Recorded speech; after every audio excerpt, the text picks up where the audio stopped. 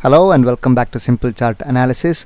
गले की तबीयत ख़राब होने की वजह से मुझे कोई वीडियो अपलोड नहीं कर पाया इस हफ्ते। तो अब थोड़ा बेटर है, इसलिए जितना जल्दी हो सके कुछ वीडियोस डालना चाहता था। तो ये रहा मेरा पहला वीडियो। ये अदानी स्टॉक्स के। सबसे पहले मैं ये चीज़ बताना चाहता हूँ कि मैं कोई मॉकरी या फिर अदानी ग्रुप को कोई मॉक नहीं कर रहा हूँ, उनके ऊपर हंस नहीं रहा हूँ ये वीडियो बना के और ऐसे थंबनेल डाल के।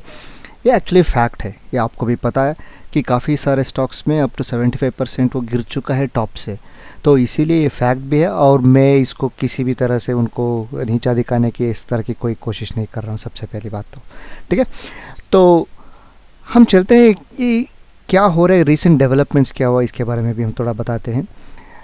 जैसे कि आपको पता है अदानी ग्रुप ने 413 पेज वाला एक रिस्पांस दिया है और उस रिस्पांस को हिंडनबर्ग्स ने उसका भी एक आंसर दिया है कि जो वो उनका रेस्पॉन्स है, काउंटर रेस्पॉन्स दिया है।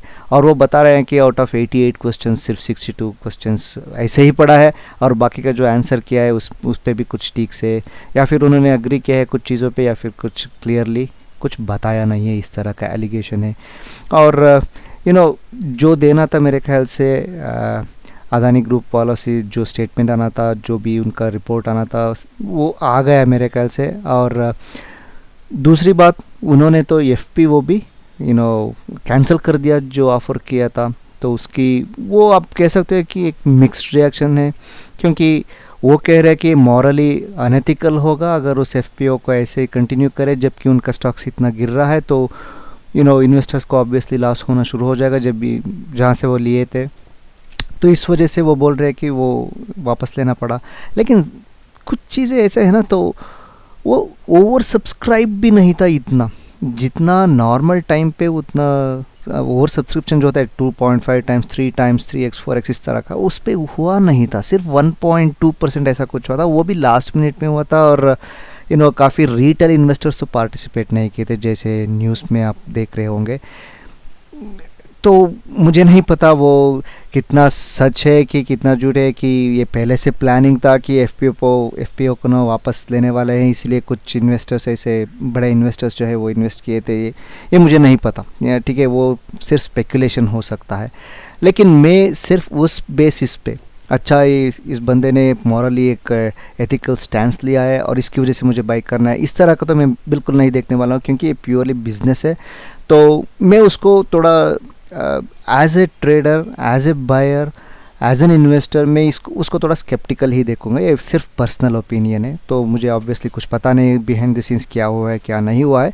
लेकिन उस पर्टिकुलर जो उन्होंने बता रहा है कि मॉरली ठीक नहीं इसलिए मैं वापस ले रहा हूँ, तो सिर्फ उस पॉइंट की बेसिस पे तो मैं बाई करने वाला नहीं हूँ, ठीक है।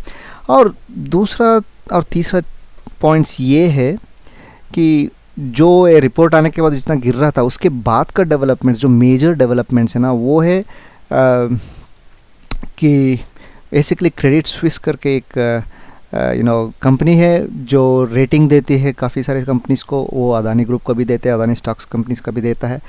तो उन्होंने सीधा सीधा ये कह दिया कि हम बॉन्ड को एक्सेप्ट ही नहीं करेंगे अदानी ग्रुप्स का कोई भी स्टॉक्स। तो ये एक मेजर ब्लो है। वैसे ये मेजर ब्लो ज़रूर है, लेकिन सरप्राइजिंग ब्लो भी तो नहीं था, ठीक है ना, क्योंकि ये सब फॉलो थ्रू एक्शन से जो होता है नॉर्मली, और स्पेशली इस तरह की चीज़ों पे, एलिगेशंस पे, सीरियस एलिगेशंस पे ये सारी चीज़ होते हैं। और दूसरी सिर्फ क्रेडिट स्विस ही नहीं, सिटी ग्रुप का भी यही है फंडा। तो उन्होंने भी ऐसा कह दिया कि हम इसको नहीं एक्सेप्ट करने वाले हैं बॉन्ड्स को, अदानी बॉन्ड्स को, ऐसा। उसके साथ साथ एक और है ब्लो मिला है, जो कि अदानी स्टॉक्स को ना वो निकाल दिया यूएस इंडेक्स पे, ठीक है, सस्टेनेबिलिटी इंडेक्स पे जो इनका लिस्टेड था वो उन्होंने निकाल दिया है उस सस्टेनेबिलिटी इंडेक्स पे। तो ये भी एक तरह का नेगेटिव है। लेकिन जो भी हो, ये सब ना एक तरह का रिपल इफेक्ट बोल सकते हो। जो मेजर इफेक्ट है वो हिंडनबर्ग रिसर्च का है, और उसके बाद ये फॉलो थ्रू एक्शन से जो छोटे छोटे इंस्टॉलमेंट्स पे ऐसे आ रहे हैं। तो मुझे लगता है कि जितना मतलब सफाई जो अदानी ग्रुप को देना था वो दे दिए पब्लिक को, और बाकी जो है वो लीगल रूट से जो भी होता है वो आउटकम्स आता है उसके ऊपर डिपेंडेंट करता है। तो ये तो पता नहीं, मेरे ख्याल से वो रोज़ आकर कुछ ना कुछ स्टेटमेंट्स तो नहीं देने वाले हैं। वो बस ऐसे देखने वाले हैं कि कैसे इसको कंट्रोल करे, डैमेज कंट्रोल कैसे करे, कैसे रेपुटेशन को बिल्ड करे, क्योंकि ये रेपुटेशन अब काफ़ी इंपॉर्टेंट चीज़ होती है, क्रेडिबिलिटी बहुत ही इंपॉर्टेंट होती है, स्पेशली आई मीन सिर्फ बिजनेस पे नहीं, एक इंसान के ऊपर भी ये इंपॉर्टेंट है। अगर क्रेडिबिलिटी नहीं होता है तो वो ग्रो नहीं कर सकता ना, कोई उस पर विश्वास ही नहीं कर सकता है, तो उसको बिल्ड करने में काफ़ी टाइम लगता है, और जाने में कुछ घंटे काफ़ी है अगर इतने बड़े बड़े एम्पायर्स को गिरने में, ठीक है। तो अभी क्या हालात है, क्या आप लोग सोच होंगे कि इतना गिर गया है तो हमें बाइक करने का सही मौका मिलने वाला है क्या ये है? तो ये देखते हैं कि अगर बाइक करना ही है तो आप किस कैटेगरी में फिट होते हो, ये देख लो आपसे। सबसे पहले जब भी मैं टेक्निकल एनालिसिस का इसके बारे में बताता हूँ, मैं यूजुअली दो चीज़ बताता हूँ, एक तो एग्रेसिव एंट्री होता है और दूसरा कंजर्वेटिव एंट्री होता है। अगर आप एग्रेसिव एंट्री वाले कैटेगरी में फिट होते हो तो आप इस टाइम पे कुछ एनालाइज करके वो इन्वेस्ट कर सकते हो, ठीक है। इन्वेस्ट, ठीक है, ट्रेडिंग नहीं, स्पेकुलेशन नहीं, इस तरह का छोटे छोटे शॉर्ट टर्म के लिए नहीं, इन्वेस्ट कर सकते हो, ठीक है। अगर आप एग्रेसिव नहीं हो, कंजर्वेटिव हो, तो आप किस टाइम तक वेट करना है, क्या होने पर आप एंट्री ले सकते हो, इसके बारे में मैं कुछ बताने वाला हूँ इस पर्टिकुलर वीडियो में। तो सारे मैं लिस्ट कर चुका हूँ इधर। सबसे पहले मैं एक प्रायोरिटी के बेसिस पे चलता हूँ। देखिए इन सब की स्टॉक्स में ना, ये जो आप देख रहे हो, Adani ports, power enterprises, total gas, transmission, Adani Wilmer, Ambuja ACC. Ambuja और एसीसी जो ना, जो रिसेंटली एक्वायर्ड है, इसीलिए उनको इतना इफेक्ट नहीं हुआ है ऑब्वियसली, लेकिन जितना अदर एंटरप्राइजेस को या फिर पोर्ट्स को, इन कंपनीज को है, उतना इस पर नहीं हुआ है ऑब्वियसली, क्योंकि वो रिसेंटली हुआ है। अगर वो रिसर्च रिपोर्ट के हिसाब से जाएंगे तो ऑब्वियसली ये इंक्लूडेड भी नहीं था उसके अंदर, क्योंकि रिसेंटली एक्वायर्ड था। और उसके साथ साथ अगर जो वो कह रहे हैं अकाउंटिंग फ्रॉड हुआ है, मनी लॉन्ड्रिंग हुआ है, ऑब्वियसली इन दो कंपनीज में वो सब करने के लिए टाइम नहीं मिला होगा, अगर वो रिपोर्ट सच है तो इसीलिए ये थोड़ा सेफ है। और ये रिपोर्ट ऐसा आने के बाद अगर कुछ ऐसा हो रहा था से पहले, अकाउंटिंग फ्रॉड या जो कुछ भी हो रहा था, तो ऑब्वियसली वो इस पे तो बिल्कुल ही नहीं होने वाला है, अब बाकी में भी नहीं होगा, ठीक है। अगर हो रहा होता तो बाकी में भी नहीं होता है, और इस पे तो होगा ही नहीं, तो ये थोड़ा क्लीन लग रहा है उस मामले में, ठीक है। तो इसीलिए मैं क्या बोलता हूँ, अंबुजा और एसीसी, इन दोनों में से कौन सा बेटर है? मुझे लगता है एसीसी सब बेटर है अंबुजा के कंपैरिजन में। क्यों? क्योंकि ये बहुत ज़रूरी है। मैं जो भी कहता हूँ उसका रीज़न जानने की ट्राई कीजिए। अगर वो रीज़न कन्विंसिंग है तो भी आप उस चीज़ को मानिए, और कुछ एक्ट करना है उसके ऊपर तो आप कर सकते हो। देखिए जब से ये गिरना शुरू हुआ है ना, 24 को रिपोर्ट आया था, ठीक है। तो ये रहा, ये डेली का चार्ट है एसीसी का, और ये रहा 23, 24। तो अगर 24 क्लोजिंग से पूरा नीचे तक ये अराउंड सिर्फ 28% ऐसा गिरा था, और आज के क्लोजिंग पे ये अराउंड 18% गिरा हुआ है, ठीक है ना। और अंबुजा को देखिए इसी टाइम फ्रेम में कंपेयर करके देखिए, पूरा नीचे जो था अराउंड 36% से ऊपर थोड़ा गिरा था, और अब जो क्लोजिंग है 25 के आसपास है। तो ऑब्वियसली इन पैरामीटर्स को कंपेयर करके हमें ये पता लग रहा है कि ये एसीसी बेटर है। ये एसीसी और अंबुजा भी ना ये थोड़ा एग्रेसिव एंट्री ही होगा।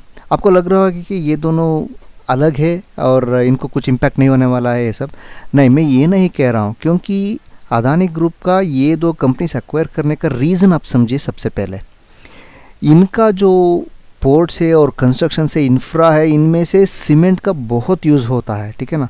तो ये रियलाइज़ किए कि जितना हम दे रहे थे जो दूसरे कंपनीज को, ये जो कंपनीज को वो दे रहे थे, इसी से बाइक कर रहे थे ऑब्वियसली, और उनको जो दे रहे थे एक्स्ट्रा मार्जिन या प्रॉफिट उनको जो हो रहा था, अगर उस कंपनी को ही एक्वायर कर देंगे तो वो प्रॉफिट भी हमारा ही होगा, इस तरह का व्यू लेके, क्योंकि यही मेजर कंज्यूमर था, ठीक है, और one of the major consumer था, इनको तो बहुत ज़्यादा था सीमेंट पे। तो ये सोचने लगे कि अगर हम उस जो भी उधर एक्स्ट्रा देना पड़ रहा है तो उस पैसे हम उसी को हम एक्वायर कर लेंगे तो वो पैसा बच जाएगा, इस तरह का व्यू था इनका, ठीक है। तो इसीलिए ये बाय किया गया। ऑब्वियसली इस हिंडनबर्ग रिसर्च की वजह से बाकी कंपनीज में भी थोड़ा मंदी आने वाला है, तो ऑब्वियसली इनमें भी सेल्स थोड़ा कम ही होगा, समझ रहे हो ना आप लिंक। तो इसलिए ये एग्रेसिव एंट्री है। लेकिन अगर बाकी कंपनीज ऊपर आना शुरू करें, क्योंकि न्यूज़ की वजह से गिरा था, अगर बाद में सेंटिमेंट चेंज होता है तो वो ऑब्वियसली ये पूरा सेंटिमेंट का है ना बेसिकली। जब न्यूज़ आता है वो सेंटिमेंट के ऊपर ट्रेड होता है। तो अगर वो सेंटिमेंट अचानक कुछ चेंज होता है तो सबसे पहले मुझे लगता है कि अंबुजा और एसीसी अच्छा बेहतर बेहतर परफॉर्म करने वाले हैं, इसलिए उससे बेहतर एसीसी है। तो मेरा फर्स्ट प्रेफरेंस एसीसी होगा, सेकंड प्रेफरेंस अंबुजा होगा, ठीक है। उसके बाद का क्या, कौन सा लेना है? देखिए, अगर अदानी ग्रुप का सेंटिमेंट बढ़ना है ना, तो मेरे हिसाब से अदानी एंटरप्राइजेस को ऊपर आना बहुत ही इंपॉर्टेंट है, ठीक है। और अदानी पोर्ट्स ओवरऑल जो देखोगे, उनका प्रॉस्पेक्ट्स देख के अगर इसको भी आप कंपेयर करोगे 24 की क्लोजिंग से, ये करीब 47% गिरा था, अब 35% 34% इस तरह के आसपास नीचे आया है 24 से, ठीक है।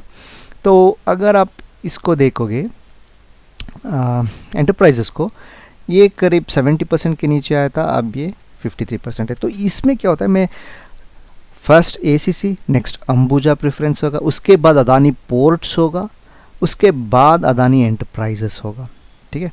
और बाकी का क्या आप पूछोगे, इसमें अदानी पावर मेरे को अदानी पावर भी अच्छा है, लेकिन ये नॉन स्टॉप नीचे फ्रीज होता हुआ जा रहा है। जब तक वो चेंज नहीं होता मैं उसके ऊपर कोई व्यू बना नहीं सकता, एक पता नहीं कितने और गिरेगा, ठीक है। तो इसलिए मैं उसके ऊपर तो अभी तक कुछ बता नहीं सकता। और same with Adani green, same with कौन सा अदानी ट्रांसमिशन और टोटल गैस, इस पे मुझे इतना इंटरेस्ट नहीं भी है, क्योंकि बहुत गिर रहा है ये। और विल्मर, ये भी फ्रीज़ हो रहा है, पता नहीं और कितने दिन ये फ्रीज़ होता जाएगा। तो इसीलिए अगर जो चॉइस है, जो एग्रेसिव एंट्री लेने वाले हैं, उनके लिए मैं बता रहा हूँ ACC first, Ambuja second, Adani ports third, Adani enterprises fourth. और ये भी है कि अदानी पोर्ट्स और अदानी एंटरप्राइजेस का अभी थोड़े ही दिन में रिजल्ट्स भी आने वाले, ये काफ़ी इम्पोर्टेंट होगा, ठीक है। काफ़ी स्क्रूटिनी होगा इस पर्टिकुलर रिजल्ट्स का, और ऑब्वियसली हिंडनबर्ग तो वो और ज़्यादा स्क्रूटनी करने की ट्राई करेंगे ही। तो देखना है क्या होता है। और हो सकता है अगर कुछ इन्फ्लेक्शन पॉइंट कह सकते हो होना है, तो हो सकता है रिपोर्ट की वजह से कुछ सेंटिमेंट चेंज हो सकता है क्या, ये देखना है। तो इसीलिए ये वीडियो जो है उससे पहले डाल रहा हूँ। एग्रेसिव एंट्री के लिए, कंजर्वेटिव के लिए ऑब्वियसली रिजल्ट्स के बाद देखकर कुछ डिसाइड कर सकते हो। तो ये था मेरा अदानी का रिपोर्ट। और जो भी वीडियोस नहीं डाल पाए एक हफ्ते में, तो हो सकता है ये 2-3 दिन में कुछ और वीडियोस में डाल दो, ठीक है ना।